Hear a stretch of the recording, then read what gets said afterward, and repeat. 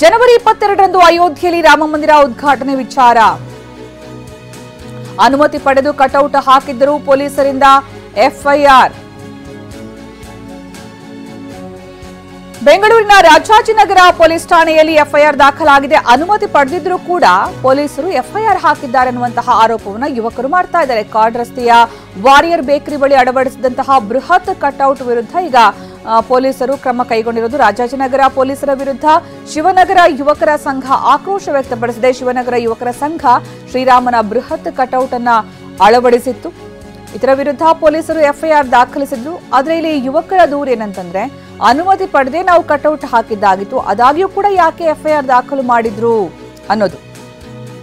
ಅಲ್ಲಲ್ಲಿ ನಾವು ಗಮನಿಸ್ತಾ ಇದ್ದೀವಿ, ರಾಮನಿಗೆ ಸಂಬಂಧಪಟ್ಟಂತಹ ಅನೇಕ ವಿಶೇಷತೆಗಳನ್ನ ಗಮನಿಸಬಹುದು. ಜೊತೆಗೆ ಅಲ್ಲಲ್ಲಿ ರಾಮನ ಕಟೌಟ್ಗಳು ರಾರಾಜಿಸ್ತಾ ಇವೆ. ನಾಡಿದ್ದು ರಾಮಲಲ್ಲಾ ಪ್ರಾಣ ಪ್ರತಿಷ್ಠಾಪನೆಯ ಸಂದರ್ಭ ಅದರ ಒಂದು ಸಂಭ್ರಮ. ರಾಜಶೇಖರನ್ ಗಾಣದ ಎಣ್ಣೆ ಬಿಸ್ನೆಸ್ ಮಾಡಿ ತಿಂಗಳಿಗೆ 5 ಲಕ್ಷ ಗಳಿಸ್ತಿದ್ದಾರೆ. ನೀವು ಕೂಡ ಅವರಿಂದ ಕಲಿಬೇಕಾ? ಅವ್ರ ಜೊತೆ ವಿಡಿಯೋ ಕಾಲ್ ನಲ್ಲಿ ಮಾತಾಡಬೇಕಾ?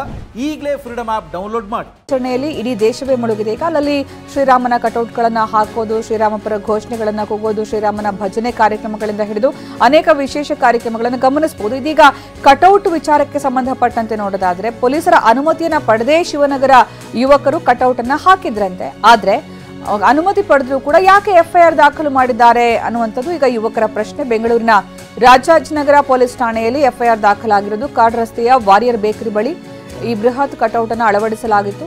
ರಾಜಾಜಿನಗರ ಪೊಲೀಸರ ವಿರುದ್ಧ ಈಗ ಶಿವನಗರ ಯುವಕರ ಸಂಘ ಆಕ್ರೋಶ ವ್ಯಕ್ತಪಡಿಸಿದೆ. ಶಿವನಗರ ಯುವಕರ ಸಂಘ ಶ್ರೀರಾಮನ ಬೃಹತ್ ಕಟೌಟ್ ಅನ್ನು ಏನು ಅಲ್ಲಿ ಹಾಕಿತ್ತು, ಅದರ ವಿರುದ್ಧ ಪೊಲೀಸರು ಈಗ ಎಫ್ಐಆರ್ ದಾಖಲಿಸಿರೋದು. ಇನ್ನು ಅನುಮತಿ ಪತ್ರವನ್ನು ಕೂಡ ಅಲ್ಲಿ ತೋರಿಸಿದ್ದಾರೆ ಯುವಕರು. ಅನುಮತಿ ಪತ್ರ ಅನ್ನೋದೇ ಇದೆ ಅಲ್ಲಿ.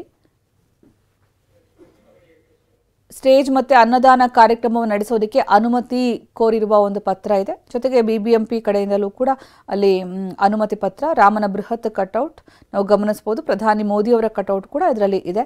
ಈ ಬೃಹತ್ ಕಟೌಟ್ ಅನ್ನ ಹಾಕಿರೋದಕ್ಕೆ ಈಗ ಆ ಯುವಕರ ವಿರುದ್ಧ ಎಫ್ಐಆರ್ ದಾಖಲಾಗಿದೆಯಂತೆ. ಅದು ಈಗ ಯುವಕರ ಅಸಮಾಧಾನಕ್ಕೆ ಕಾರಣವಾಗಿದೆ. ಹಾಗಾದ್ರೆ ಅನುಮತಿ ಪಡೆಯುವಂತಹ ಕ್ರಮಗಳೆಲ್ಲ ಯಾಕೆ ಬೇಕು?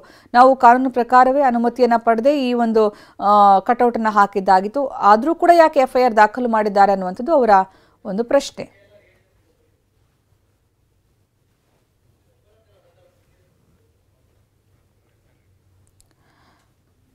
ಇನ್ನು ಪೊಲೀಸರು ಎಫ್ಐಆರ್ ಹಾಕಿರುವಂತಹ ಒಂದು ಸಾಕ್ಷ್ಯವನ್ನು ಕೂಡ ಗಮನಿಸ್ತಾ ಇದ್ದೀವಿ. ಒಂದು ಕಡೆಗೆ, ಇನ್ನೊಂದು ಕಡೆ ಅನುಮತಿ ಪತ್ರವನ್ನು ಈ ಯುವಕರು ಕಟೌಟ್ ಹಾಕೋದಕ್ಕೂ ಮುಂಚೆ ಪಡ್ಕೊಂಡಿರುವಂತಹ ಒಂದು ಪತ್ರ ಕೂಡ, ಅಂದ್ರೆ ಸ್ಟೇಜ್ ಕಾರ್ಯಕ್ರಮ ಜೊತೆಗೆ ಅನ್ನದಾನ ಕಾರ್ಯಕ್ರಮ ಮತ್ತೆ ಈ ರಾಮನ ಕಟೌಟ್ ಅನ್ನ ಹಾಕೋದಕ್ಕೆ ಅನುಮತಿ ಪತ್ರವನ್ನು ಕೂಡ ಅವ್ರು ಪಡ್ಕೊಂಡಿದ್ದಾರೆ.